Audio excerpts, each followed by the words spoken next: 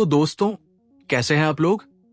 स्वागत है आपका हमारे चैनल पर, जहां हम लाते हैं आपके लिए फिल्मों और वेब सीरीज की दिल छू लेने वाली कहानियां। आज हम बात करने वाले हैं हाल ही में आई मूवी टूरिस्ट फैमिलीज की। ये कहानी है एक ऐसे परिवार की जो अपना देश, अपनी जमीन, सब कुछ छोड़कर समंदर के रास्ते एक नए देश में आ जाता है, एक नई जिंदगी की तलाश में। लेकिन क्यों? आखिर ऐसी क्या मजबूरी थी कि उन्हें यह खतरनाक कदम उठाना पड़ा? और क्या वो एक नई दुनिया में अपनी जगह बना पाएंगे? ये सब जानने के लिए वीडियो को एंड तक जरूर देखिएगा। और हां, अगर आप तैयार हैं इस इमोशनल सफर के लिए तो फटाक से वीडियो को लाइक कर दीजिए। चलिए कहानी शुरू करते हैं। सबसे पहले मिलिए इस कहानी के मुख्य किरदारों से। ये है दास का परिवार। दास, उसकी पत्नी बसंती, उनका बड़ा बेटा नीथू और छोटा बेटा मुरली।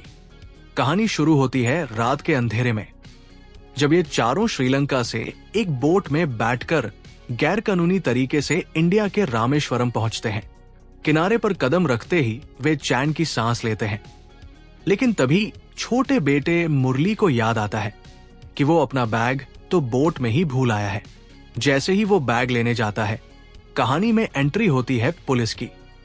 कांस्टेबल भैरवन उनसे पूछताछ शुरू करता है, कौन हो तुम लोग और इस वक्त यहां क्या कर रहे हो? दास अपनी पूरी दर्द भरी कहानी सुना देता है कि कैसे श्रीलंका में हालात खराब है, काम नहीं है और वो एक बेहतर भविष्य के लिए अपने परिवार के साथ इंडिया आया है। भैरवन पूछता है, यहां किसी को जानते हो? दास बताता है कि उसका साला प्रकाश, जो काफी मोटा और घुंघराले बालों वाला है, उसे लेने आने वाला था। पुलिस आसपास ढूंढती है और प्रकाश उन्हें एक बोट के पीछे छिपा हुआ मिल जाता है। पुलिस सबको पकड़कर ले ही जा रही होती है कि मुरली अपने बैग से एक छोटा सा पपी बाहर निकालता है और उस पपी से जुड़ी एक ऐसी झूठी लेकिन इमोशनल कहानी सुनाता है कि कांस्टेबल भैरवन का दिल पिघल जाता है। वो कहता है, तुम्हारा परिवार बहुत अच्छा है, जाओ यहां से सीधे चेन्नई चले जाओ और आराम से रहो। और वो उन्हें वही छोड़कर चला जाता है। अब प्रकाश उनके लिए कैब बुक करता है। यहां हमें पहली बार इस परिवार के संस्कारों की झलक मिलती है। वो कैब में जो कुछ भी खाते हैं, उसका कचरा बाहर फेंकने के बजाय इकट्ठा करते हैं और डस्टबिन में डालते हैं। चेन्नई पहुंचकर प्रकाश उन्हें एक घर में ले जाता है जो उसने पहले से ही किराए पर ले रखा था। वो उन्हें सख्त हिदायत देता है कि किसी को भी अपनी श्रीलंकन पहचान के बारे में नहीं बताना है और आसपास के लोगों से कम बात करनी है। लेकिन किस्मत का खेल देखिए, घर का मालिक कोई और नहीं बल्कि एक पुलिस वाला था जिसका नाम था राघवन। ये देखकर सबके होश उड़ जाते हैं। अगर राघवन को इनकी सच्चाई पता चल गई तो जेल जाना तो पक्का है। राघवन दास से सवाल जवाब शुरू करता है और उसकी तमिल बोलने के लहजे से समझ जाता है कि वो यहां का नहीं है। इससे पहले कि दास सच उगलता, राघवन खुद ही अंदाजा लगा लेता है। अच्छा, तो तुम लोग केरला से हो। प्रकाश बीच में कूद पड़ता है और बात को संभाल लेता है। इस तरह उन्हें किराए पर कमरा मिल जाता है। धीरे धीरे बसंती की दोस्ती पड़ोस की औरतों से हो जाती है, लेकिन दास उसे सबसे दूर रहने को कहता है। दूसरी तरफ प्रकाश उन सब के लिए नकली डॉक्यूमेंट्स बनवा कर लाता है ताकि जरूरत पड़ने पर वो अपनी पहचान छिपा सके। कहानी में ट्विस्ट तब आता है जब रामेश्वरम में एक बॉम्ब ब्लास्ट हो जाता है। एसीपी बलवंत सिंह केस की जांच कर रहा होता है और उसे ब्लास्ट वाली जगह से एक सीसीटीवी फुटेज मिलती है। ये ब्लास्ट एक डस्टबिन में हुआ था और फुटेज में दास उसी डस्टबिन में कचरा फेंकता हुआ रिकॉर्ड हो गया था। अब शक की सुई घूम फिरकर दास पर आ टिकती है। इधर दास अपनी कॉलोनी में देखता है कि लोगों में बिल्कुल भी एकता नहीं है। वो अपने बेटे मुरली का एडमिशन एक स्कूल में करवा देता है और अपने लिए ड्राइवर की नौकरी ढूंढने लगता है।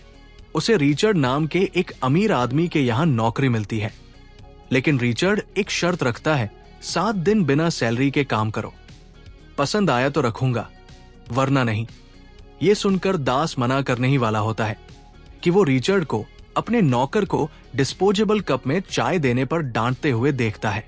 रिचर्ड कहता है, जब तुम काम मांगने आए थे तो क्या मैंने तुम्हें पेपर कप में चाय दी थी? जाओ, ढंग के कप में चाय लाओ। रिचर्ड का ये उसूल देखकर दास 7 दिन का टेस्ट देने के लिए तैयार हो जाता है। एक दिन कॉलोनी में एक दुखद घटना घटती है। पड़ोस में रहने वाले गुणशेखर अंकल की पत्नी का देहांत हो जाता है। गुणशेखर फूट फूट कर रोते हुए दास को बताता है कि कैसे उसके ससुर ने बद्दुआ दी थी कि तुम दोनों लावारिस की मौत मरोगे। ये सुनकर दास कहता है, आप अकेले नहीं हैं, हम सब आपके साथ हैं। और दास पूरी कॉलोनी को उस आंटी के अंतिम संस्कार के लिए इकट्ठा कर लेता है। सालों से एक दूसरे से बात न करने वाले पड़ोसी एक दूसरे के दुख में शरीक होते हैं। कॉलोनी के लोग समझ जाते हैं कि दास कोई आम इंसान नहीं है, उसने उन सब में फिर से इंसानियत जगा दी है। और यहीं फिल्म का सबसे बड़ा राज खुलता है कि आखिर ये परिवार श्रीलंका से भागा क्यों था। असल में दास का बड़ा बेटा नीथू श्रीलंका में एक लड़की से प्यार करता था। जब लड़की के घर वालों को पता चला तो उन्होंने दास के पूरे परिवार को जान से मारने की धमकी दी। अपने परिवार को बचाने के लिए दास को रातों रात अपना देश छोड़ना पड़ा। दोनों बाप बेटे एक दूसरे से दिल खोलकर बात करते हैं और उनके बीच की दूरियां मिट जाती हैं। ये सब देखकर मकान मालिक राघवन की बेटी भी नीथू को पसंद करने लगती है। अब कहानी वापस आती है एसीपी बलवंत सिन्हा पर।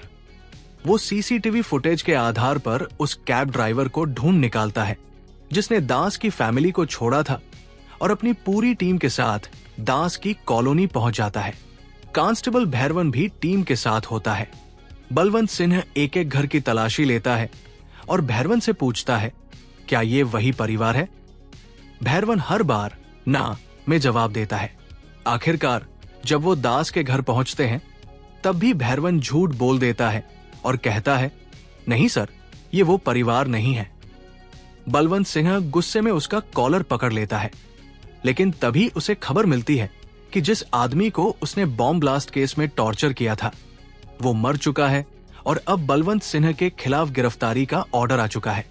पुलिस फोर्स वहां से चली जाती है। दास भागकर भैरवन के पास जाता है और पूछता है, सर, आपने झूठ क्यों बोला? आप तो हमें ठीक से जानते भी नहीं। भैरवन जवाब देता है, मैं तुम्हें गिरफ्तार करवाने ही आया था, लेकिन जब हम घर घर पूछताछ कर रहे थे तो मैंने देखा कि कॉलोनी के सभी लोग तुम्हारी फैमिली को बचाने के लिए तुम्हारी तरह श्रीलंकन टोन में तमिल बोल रहे थे। मैं समझ गया कि तुम कितने अच्छे इंसान होगे जिसने पूरी कॉलोनी का दिल जीत लिया। तुम अकेले नहीं हो दास, तुम्हारे पीछे ये पूरा मोहल्ला खड़ा है। ये सुनकर दास की आंखों में आंसू आ जाते हैं और यहीं पर यह खूबसूरत फिल्म खत्म हो जाती है। दोस्तों, इस फिल्म का मैसेज बहुत ही सीधा और सुंदर है। अगर आप अच्छे हैं और आपके इरादे नेक हैं तो पूरी कायनात आपकी मदद करने के लिए आगे आ जाती है। इंसानियत ही सबसे बड़ा धर्म है। आपको ये मूवी कैसी लगी हमें कमेंट्स में जरूर बताइएगा। और अगर आप ऐसी ही एक और कमाल की मूवी की कहानी देखना चाहते हैं तो स्क्रीन पर आ रहे इस वीडियो पर क्लिक कर दीजिए। मिलते हैं अगली कहानी में।